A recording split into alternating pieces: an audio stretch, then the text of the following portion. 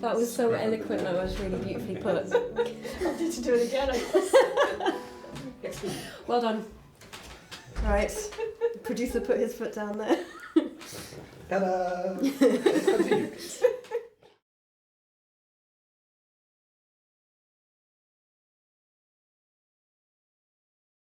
How do you feel now that you're here and have had a go on the piano? There are so many things. I mean, it's a really, really wonderful and special opportunity. And first of all, just to enable a voice to be heard that hasn't been. And I'm really fascinated with this idea of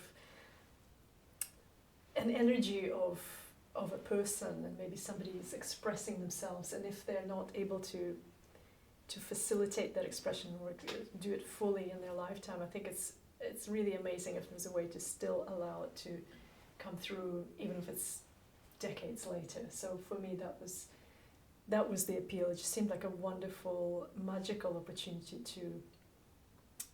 to honor your ancestor and to allow his voice to be heard, which is really so special. And it's such a special story and a remarkable story, very inspiring. Yeah, and then of course the second character we have in the story is the piano, because every time we perform something, as any musician would play or sing slightly differently depending on the space, depending on the instruments, and with pianos we're always getting a different instrument wherever we go, so it really guides the interpretation. And this is particularly special because it's the piano, it's his piano, and so I can kind of learn more about how the music wants to go on this instrument. So when I take it to other instruments, I will be guided by this experience with the original instrument, which is kind of remarkable. It's so rare that you get to do this.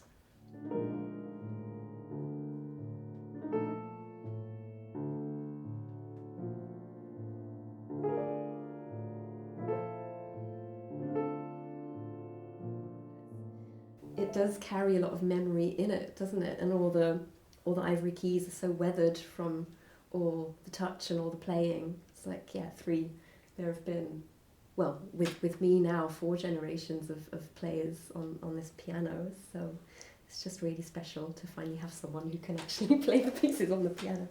And the personality of the player, we have to remember, imprints itself onto the instrument as well, because of course the way you play shapes the way the instrument ages and the way the hammers get impressions from the strings and so on. So in a way we can say that Stephen's personality definitely continues to live on in the piano, in the instrument.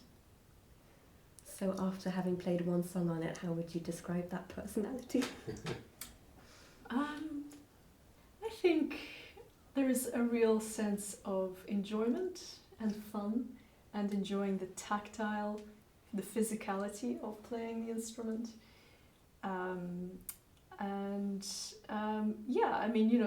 Certain things tend to kind of play themselves almost in a way. So the way that the resonance is, it kind of shapes the phrasing, if that makes sense.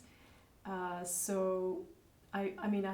like to think that it's almost like he's guiding what's happening, but maybe that's taking it a step too far. But sometimes it feels a bit like I can sense that he's maybe enjoying the process.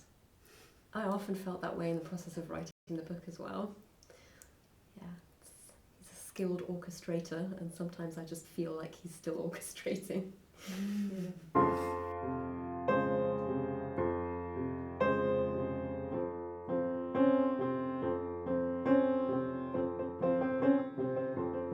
In the process of going through the tapes and digitizing them, are there any sort of standout moments of things you heard and thought, oh, this is great, or something that surprised you? Or? There's so many of them, really. I mean, they're just like, it's just someone's memory, a tape with all the hiss and the crackle on. It's like a captured memory, isn't it? And you're kind of listening back to this moment in time from whenever they were recorded 30, 40 years ago.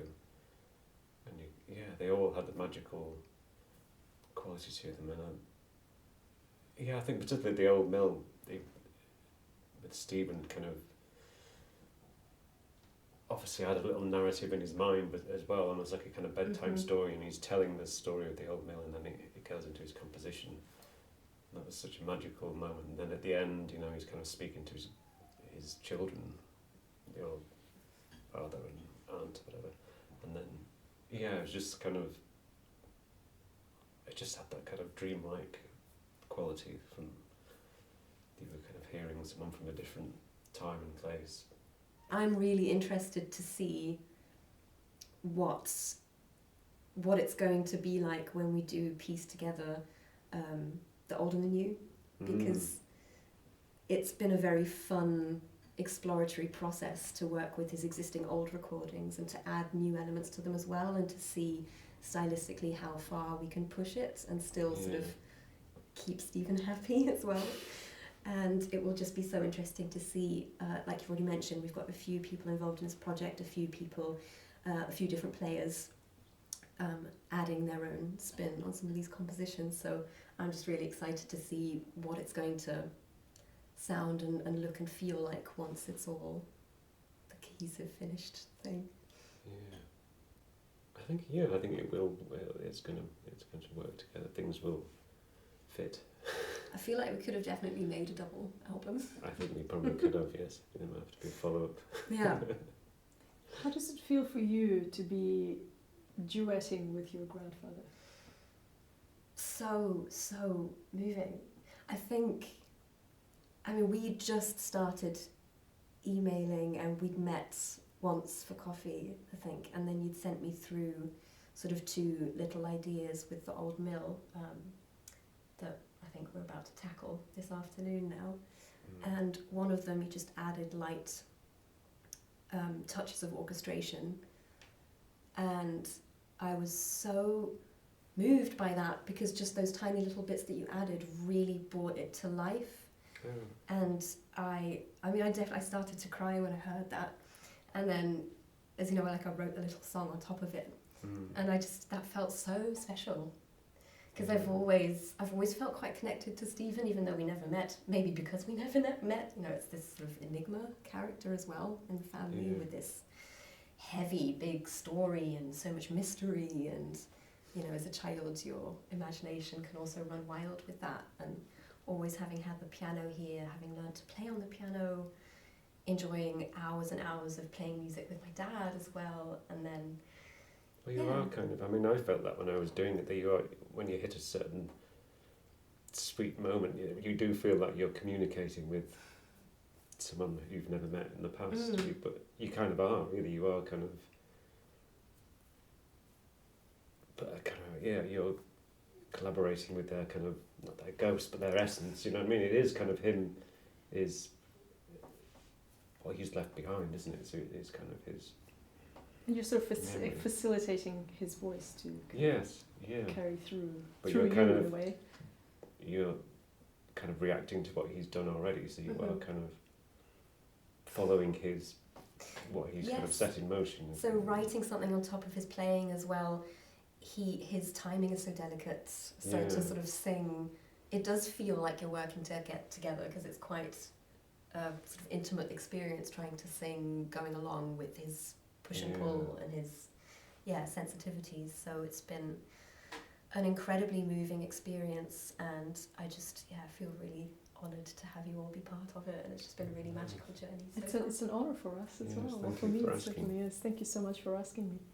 Can I ask maybe a sort of I don't know if it's a personal question, but I wonder, I mean, it's such a moving and sad story, and we know that perhaps he would have liked to, or could have had maybe a different trajectory or a bigger career, had things gone differently. So the fact that you are now facilitating this project and enabling these pieces to be heard and putting his story out to the world, sharing it with the world, do you feel like that sort of maybe gives a sense of closure or peace to him in some way? I don't know if that's a strange thing to ask. It's not at all. I would struggle to find like the adequate words to express just how much gratitude I feel that I have an opportunity to do just that. I am so excited to share his beautiful music. And I'd never even really considered that it's a shame or how sad it is that there are these intricate, beautiful, accomplished pieces that no one's heard.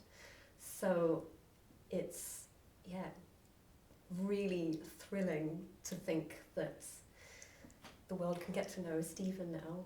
And I just, feel very grateful that through the strange creative twists and turns of life, I've had this opportunity 2 generations down, like these things are so traumatic, and that trauma sort of does echo down. So I think absolutely this is something that my dad and his generation wouldn't have been able to do because they were way too close to it and still dealing with the aftermath of that. So I've got the gift of distance and time, and so kind of an intergenerational, multi-generational healing in a way. Totally. Is it possible to say? Which is really kind of incredibly amazing, important.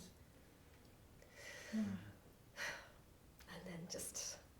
And then music is always healing, so hopefully it will transcend the family healing and people will be able to relate and find something. Yeah, and I think in it's so this work. inspiring. It's a very inspiring story, and we all have sort of family histories and family traumas. So yes, if music can help kind of bring closure or a sense of understanding, maybe without being sort of too sentimental, it is the universal language. I think there's really something in it. So it seems like a wonderful way to move forward. Yeah, thank you so much for initiating this amazing project. Thank you. Thanks for coming to Berlin, even though it's -10 degrees.